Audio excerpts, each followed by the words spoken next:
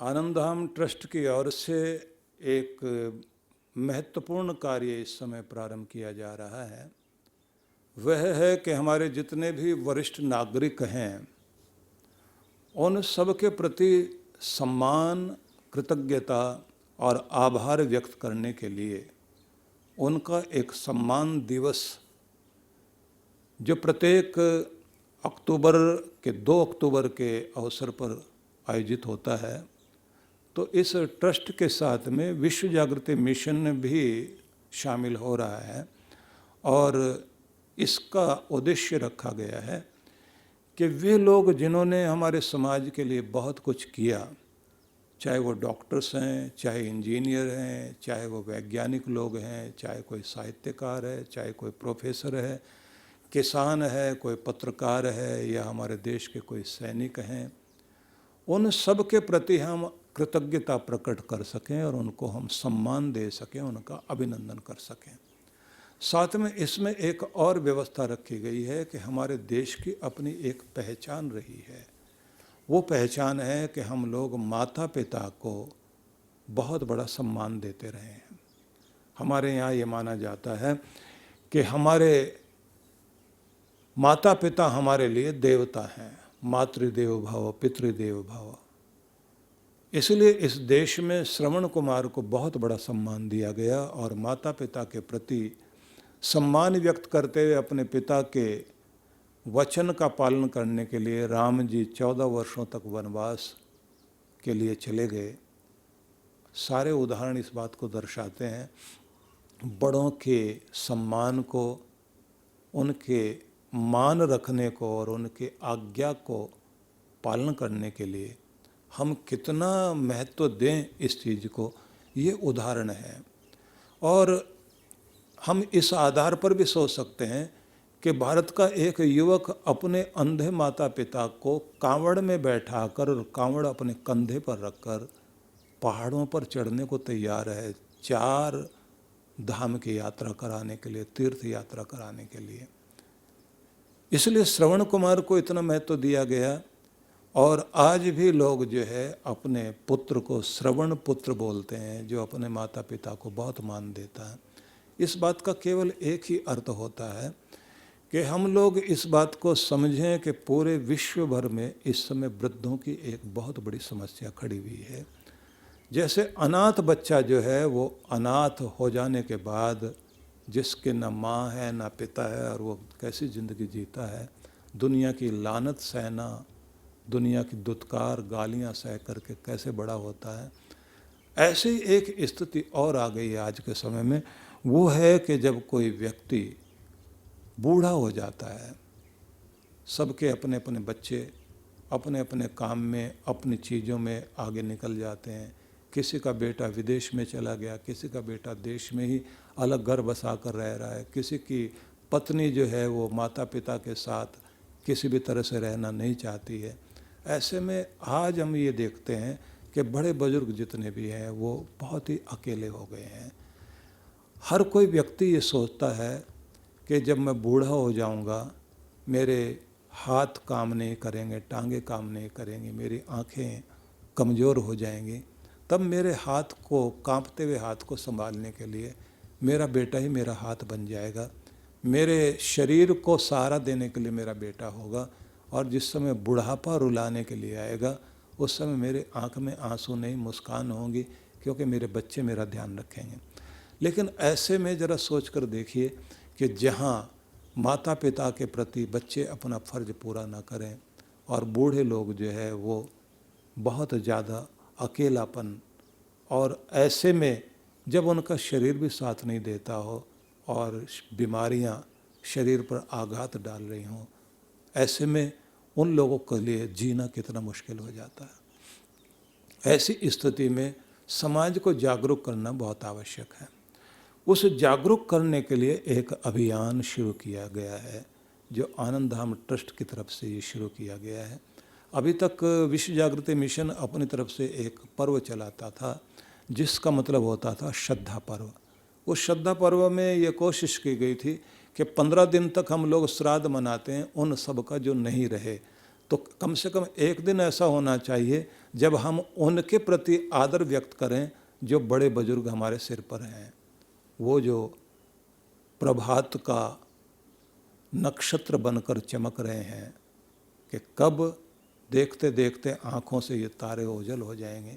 वे बड़े बुजुर्ग जो अब किनारे के वृक्ष बने हुए हैं और घर के लोग उनकी उपेक्षा करते हैं क्योंकि वो बेचारे अब कमाते नहीं हैं, उनको अपना खुद ध्यान रहता नहीं है, उनकी अपनी मनोदशा भी ठीक नहीं रहती। ऐसे में बड़े बुजुर्गों के प्रति हम अपना कोई फ़र्ज निभा सकें, ये एक अभियान है। इस अभियान के अंतर्गत कुछ चीज़ें बड़ी महत्वपूर्ण हैं। एक तो ये है कि नई पीढ़ी को बड़े बुजुर्गों के प्रति जागरूक किया जाए। दूसरी बात है कि जिन लोगों के द्वारा ये समाज ऊंचा उठा है, ऐसे कोई डॉक्टर, इंजीनियर, कोई साइंटिस्ट, कोई सैनिक, कोई पत्रकार, कोई किसान, कोई ऐसा व्यक्ति जिसने पर्यावरण की शुद्धि के लिए बहुत बड़ा काम किया, वो भी हमारे वरिष्ठ नागरिक हैं, वो भी हमारे सम्मानित लोग हैं। तो उन सबको भी सम्मान दिया जाए। अनुभव में जो बड़े हैं, ज्ञान में जो बड़े हैं, सेवा में जो बड़े हैं, समाज के जो भी अग्रणी पुरुष हैं, उन सब के प्रति हम आदर व्यक्त कर सकें। तो एक ऐसी व्यवस्था रखी गई थी। तो आभार दिवस, कृतज्ञता दिवस, अभिनंदन का एक दिवस, उसको हम 2 अक्टूबर को मनाते रहे हैं। तो एक तो ये बात। दूसरी बात जो इस समय बहुत आवश्यक है कि इस अभियान में हम अपने बालक बालिकाओं को, युवक युवतियों को, किशोर सभी को इसमें कैसे शामिल करें। इसके लिए एक व्यवस्था बनाई गई है कि 2 या 3 मिनट का, ज़्यादा से ज़्यादा 5 मिनट का, अपने नाना नानी, दादा दादी के संबंध में एक वीडियो बनाया जाए। माता पिता के प्रति एक वीडियो बनाया जाए, घर के सारे लोग मिलकर के बनाएं या कोई एक व्यक्ति बनाए जिसमें वो बताए कि हमारे दादाजी हमारे लिए क्या हैं, इन्होंने हमारे लिए क्या कुछ किया। हम लोग गर्व करते हैं कि हमारे दादाजी हमारे साथ हैं, उनका आशीर्वाद हमारे साथ है। ये वही हैं जिन्होंने अपने इस घर को ऊपर उठाने में, इसको चलाने में किस तरह से अनेक तरह के कष्ट सहे, हम लोगों को आज लायक बना करके कितने खुश होते हैं। आज हम सब लोग मिलकर अपनी तरफ से इनके प्रति अपनी कृतज्ञता प्रकट करते हैं।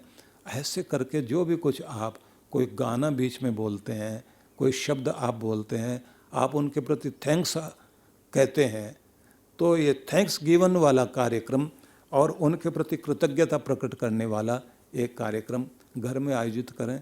2 मिनट का, 3 मिनट का, 5 मिनट का एक वीडियो आप भेजिए, सोशल मीडिया में हम लोग उसको दिखा सकेंगे। उसके लिए जो है जगह जगह से आना चाहिए। और बड़ों का स्थान क्या हो सकता है, इसके लिए जो है हमारे स्कूल कॉलेजों में निबंध प्रतियोगिता, भाषण प्रतियोगिता, गीत संगीत प्रतियोगिता, इस तरह की बहुत सारी चीज़ें, ऐसे स्लोगन, ऐसी बहुत सारी चीज़ें की जा सकती हैं जिसमें आप अच्छे वाक्य लिख सकते हैं, कविता बना सकते हैं, ऐसी प्रतियोगिता कर सकते हैं। और दूसरा कार्य हमारी तरफ से ये होगा कि डॉक्टरों का एक पैनल हम लोग रखेंगे जो हमारे सभी बड़े बुजुर्गों के लिए आकर के ये समझाने की कोशिश करेंगे। और इसको भी हम एक प्लेटफार्म बना रहे हैं सोशल मीडिया पर, जिसमें सारे बड़े बुजुर्ग से लेकर के एक छोटे बच्चे से लेकर के युवा और जिस भी आयु का कोई भी व्यक्ति है, वो सब साथ में जुड़ जाएं। और उसी के अंतर्गत हम लोग माने हुए जितने भी डॉक्टर्स हैं उन सबको बुलाएंगे और वो आकर के सुझाव देंगे अपनी तरफ से कि अगर आप इस एज में हैं तो आप अपने दांतों का डॉक्टर आएगा, वो बताएगा दांतों का कैसे देखभाल आपको करनी है। हार्ट वाला जो है हार्ट के संबंध में बताएगा, शुगर, ब्लड प्रेशर वगैरह के लिए अलग अलग तरह के डॉक्टर्स जो हैं वो अपने सुझाव देंगे, जिससे घर बैठे बहुत कुछ जो है सबको कुछ मिल सके। और फिर हम लोग एक व्यवस्था ऐसी भी करेंगे कि आप डॉक्टर से अपनी तरफ से लिख कर के आप अपना मैसेज भेज करके कुछ पूछना चाहते हैं तो हम लोग जो है उसका स्वागत करेंगे और डॉक्टर्स से जो है उसके बारे में विचार करके पूछ करके आपको उसकी सूचना भी साथ साथ देंगे। अलग अलग तरह के डॉक्टर्स और इसी तरह से समाज शास्त्री भी बुलाएंगे। समाज में कैसे अच्छे ढंग से लोग रह सकते हैं, घर परिवार में कैसे रह सकते हैं, बुढ़ापे में किस तरह की एक स्थिति आती है, जो समस्या आती है, जिस पर लोग जो है अपनी तरफ से ध्यान दें। और इसी तरह से मनोचिकित्सक भी, मनोवैज्ञानिक भी बुलाए जाएंगे, जिनकी तरफ से ये एक बात रखी जाएगी, किस एज में किस तरह की भावदशा होती है, कैसी मनोदशा हो जाती है, आदमी को खुद के बारे में पता नहीं लगता वो क्या व्यवहार कर रहा होता है, तो उसे कैसे अपना ध्यान रखना है और कैसे घर के लोगों के साथ में अपना तालमेल मिलाना। इसी के साथ में वो आहार विशेषज्ञ भी होंगे जो आपको भोजन के संबंध में, या फिर योग वाले लोग भी होंगे जो आपको ये समझाएंगे किस तरह से आप अपनी हर दिन थोड़ी सी एक्सरसाइज करते हुए, सैर करते हुए अपने आप को ठीक रख सकते हैं। मतलब एक फुल पैकेज, जिसके अंतर्गत सीधा मतलब होगा कि आप लोग स्वस्थ, सुखी, आनंदित, प्रसन्न रह सकें और अपने बुढ़ापे को अच्छे ढंग से बिता सकें। ये एक बात रहेगी। और दूसरी बात ये रहेगी कि हमारे समाज के जितना भी वर्ग है वो सब अपने बड़ों से जुड़ सके और एक सुंदर वातावरण बन सके। तो एक ऐसा प्लेटफार्म आनंद धाम ट्रस्ट की तरफ से आयोजित किया गया, जीवन में आनंद व्यक्तियों के रह सके, इसके लिए ये आयोजन है। मैं इनको बहुत बहुत बधाई देता हूँ। और सबसे पहले मैं ही कहता हूँ कि आपके इस अभियान के साथ मैं भी जुड़ रहा हूँ, और ऐसे अनेक अनेक लोग कि मैं भी तैयार, मैं भी तैयार, मैं भी तैयार। तो सभी लोग इस अभियान में आगे आएं और हम मिलकर इस अभियान में इतने आगे चलें कि ये अभियान भारत देश से ही नहीं, दुनिया के कोने कोने तक पहुँचे। और क्योंकि आज पूरा विश्व एक विश्वग्राम बन चुका है, तो हम लोगों की कोशिश होनी चाहिए, दुनिया के किसी भी कोने में बैठा हुआ कोई भी व्यक्ति वो आपसे जुड़ा हुआ है और आप उसकी समस्या का निदान भी करते हैं, मिलकर हंसते भी हैं, मिलकर गाते भी हैं, मिलकर हम लोग सोशल मीडिया के माध्यम से भी, और बड़े बड़े आयोजन हम लोग देश में भी करेंगे। भगवान करे जल्दी से जल्दी कोरोना जाए और उसी के साथ में परमात्मा की करुणा प्रकट हो, मुस्कुराहटें फिर से लौटें, फिर से रौनक आए, फिर से लोग उसी तरह से उछलते कूदते हुए अपने कार्यों में लगें। तो वो भी समय करे परमात्मा आए, लेकिन उससे पहले हम घर बैठे जो कुछ कर सकते हैं उसके लिए तैयारी करें। मैं आप सबके लिए बहुत बहुत मंगल कामना करता हूँ और बहुत बहुत शुभकामनाएं देता हूँ। ओम शांति शांति शांति।